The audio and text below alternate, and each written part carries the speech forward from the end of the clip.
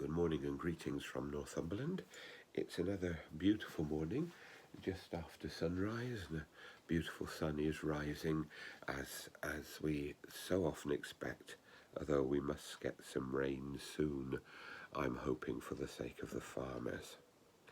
Today is the 17th Sunday after Trinity, and it's also a time when many churches will be celebrating harvest. We're celebrating harvest at one of our churches at Beadnell today, and at our other two churches next week. But in the ordinary run of things, the reading comes from St. Mark's Gospel. And it's quite a powerful reading.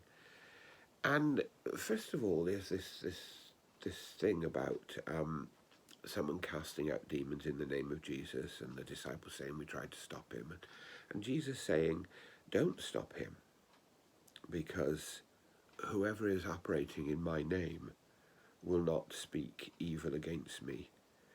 Whoever gives a cup of water because you bear the name of Christ will not lose the reward. And then he moves on to about us not being stumbling blocks, that one of our jobs is to encourage others and to not allow stumbling blocks in ourselves, and to say we must be salted. I think this is important for us because it recognizes, as Jesus often does, the human condition. None of us are perfect. You know that. I know that. I know that about myself. I know it about you, and you know it about me, because we're human beings, and none of us are perfect. But we therefore need to do two things. Firstly, we need to look at ourselves. We need to examine ourselves.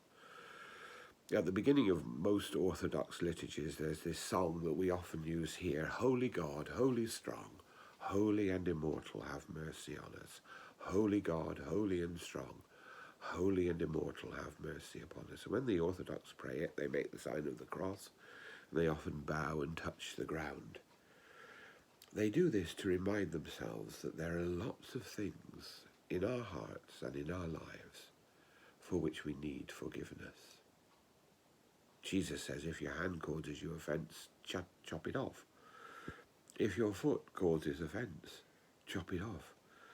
I don't think he's literally advocating mutilation. It's not the sort of Taliban, sadly, of Christianity. But what he is saying is you've got to deal with the things in you that need dealing with. You've got to bring them to God. And this is where the image of salt, I think, is quite important. Excuse me.